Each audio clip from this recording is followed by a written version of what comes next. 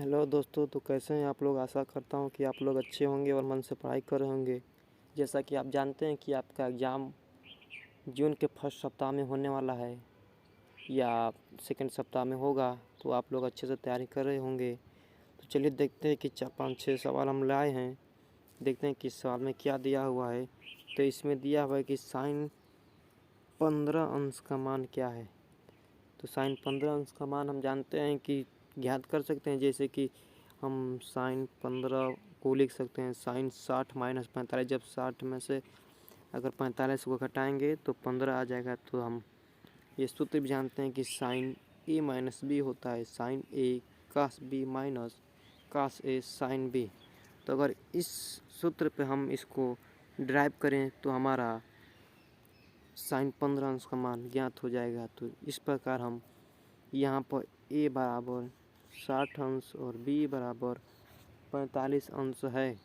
तो यहाँ पर हम जब मान रखते हैं तो देखते हैं कि साइन ए कास बी कास ए साइन बी। तो साइन ए के जगह पे 60 अंश और कास बी के जगह पे 45 अंश रखते हैं और माइनस कास ए। अब कास ए आ गया तो कास ए के जगह पे 60 अंश और साइन बी के जगह पे 45 अंश रखते हैं।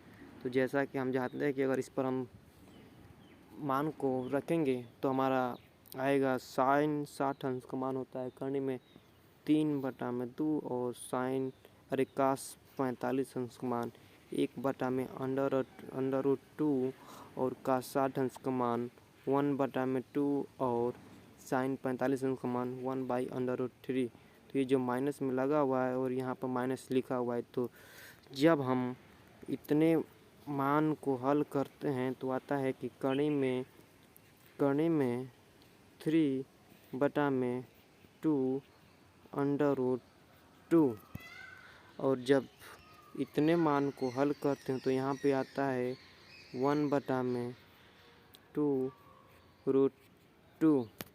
तो जैसा कि हम जानते हैं कि अगर हम इन दोनों का लसा लेंगे तो आएगा हमारा ऊपर करने पर देखते हैं कि आएगा। इसका करते हैं तो देखते हैं कि जब हम इसका और इसका लसा लेते हैं तो 2√2 आता है और जब इसको करते हैं तो अंडर रूट 3 होगा, क्योंकि इसका और इसका मान समान होती है इसलिए यहाँ पर अंडर रूट 3 होगा और यहाँ पर -1 है तो यहाँ पर -1 होगा बटा में 2√2 होगा।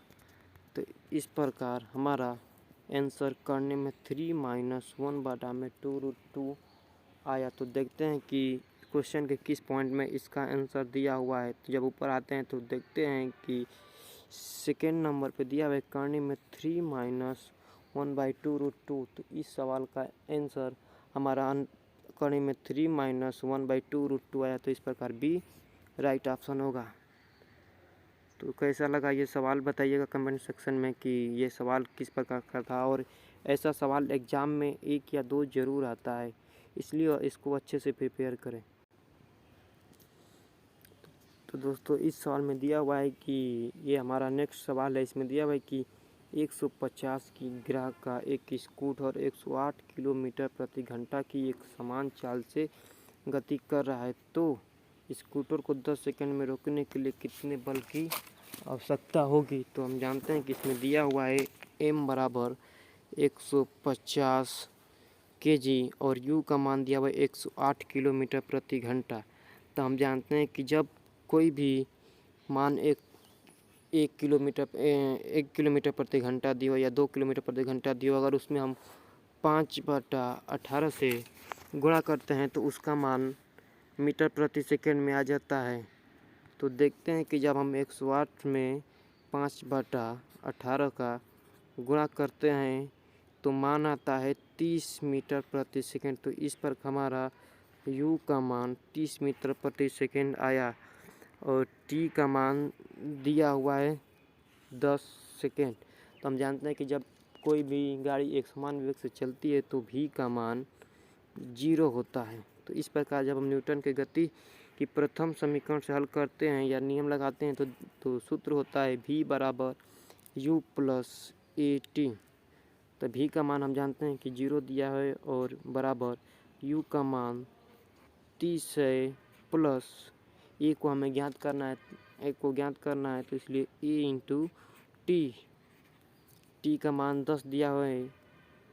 तो इस प्रकार जब ए को इधर करते हैं तो -30/10 होता है, तो ए बराबर -3 मीटर प्रति सेकेंड स्क्वायर ए का मान आता है। तो जब यहाँ पर देखते हैं कि ए का मान -3 मीटर प्रति सेकेंड स्क्वायर आता है, तो उसने बताया था कि कितना न्यूटन के बल से रोकना पड़ेगा। तो हम जानते हैं कि न्यूटन के द्वितीय नियम से यह बराबर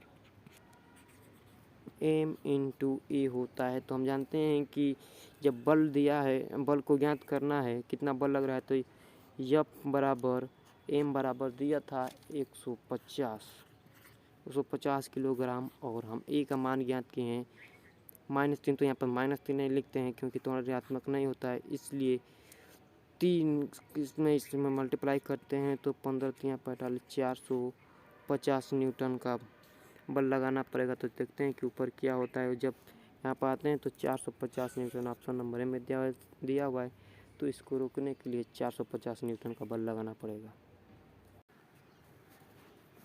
हेलो दोस्तों, तो इस सवाल में देखते हैं कि दिया हुआ है यदि किसी संख्या में उस संख्या का 1/4 जोड़ दिया जाए तो 75 प्राप्त होता है, तो संख्या होगी। तो इस प्रकार के सवाल में आपको बहुत दिमाग दौड़ाने की जरूरत है। इस प्रकार के सवाल को बहुत ही अच्छे तरह से किया जा सकता है, बहुत कम समय में, जिसकी आप कल्पना नहीं कर सकते। अगर बस आप थोड़ा सा दिमाग लगाएं तो इस सवाल को आसानी से कर सकते हैं। तो इसको करने के लिए हम मानते हैं कि यहाँ पर दिया हुआ है कि चलिए छोड़िए उसको, कुछ भी हटाइए।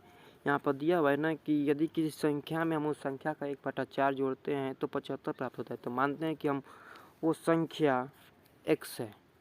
जब हम x में 1/4 या 1/4 तो 1/4x, यानी कोई संख्या जब मानते हैं x, तो उसकी चौथाई 1/4x होगी, आप भी जानते हैं। तो जब हम इसको हल करते हैं तो जब दिया है इसमें कि x प्लस इसकी चौथाई को जब हम जोड़ते हैं तो 75 प्राप्त होता है। तो जब हम इसका लसाअ लेते हैं तो इसको बटा में 1 मान के लसाअ लेते हैं, तो यहाँ पे आता है 4 नीचे, और यहाँ पे आता है भाई x है तो 4 आएगा, तो 4x हो ही जाएगा, और ये तो प्लस x है ही, तो बराबर 75। तो इस प्रकार हमारा होता है 5x/4 = 75। तो जब हम देखते हैं कि यहाँ पे 5x/4 = 75 हुआ, तो हमारा 5x = 75 × 4 हो जाएगा। तो हम जब यहाँ पर देखते हैं कि 5x = 75 × 4 हुआ था, तो यहाँ पर हम x बराबर 75 × 4/5 लिख सकते हैं। तो यहाँ पे जब हम 5 से 75 में भाग देते हैं तो इसका मान 15 आता है, और जब 15 आता है तो 15 का जब 4 में हम गुणा करते हैं तो 60 आता है। तो इस प्रकार हमारा यहाँ x बराबर 60 आया। तो इसमें हम देखते हैं कि यहाँ पे किए हुए भी हैं कि 75 × 4/5 करने पर x का मान 60 आया हुआ है। तो चलिए देखते हैं कि क्वेश्चन के किस पॉइंट में इसका हल दिया हुआ है। तो जब हम ऊपर जाते हैं तो देखते हैं कि डी पॉइंट में इसका हल दिया हुआ है। आप इस सवाल को बहुत ही आसानी से कर सकते हैं, लेकिन हाँ थोड़ा सावधानी से करिएगा, नहीं तो ये ऐसे सवाल होते हैं कि जो थोड़ा सा भी गलती करेंगे, ओवर स्मार्ट बनेंगे, तो आपको दिक्कत कर जाएगा और आप इस सवाल को गलत करके चले आएंगे, जो कि आपका जो +4 नंबर बनना था वो -1 नंबर बन जाएगा। तो इसके ध्यान में रखते हुए कि आप बहुत ही सावधानी से आसानी से सवाल को हल करें। और ये देखिए कि जब स्क्रीन पर सवाल आया हो तो उसको आप आराम से करें। जो पहले सवाल आ रहा है उसको करें, उसके बाद जो मीडियम सवाल है उसको करें और जो भारी सवाल है उसको लास्ट में करें।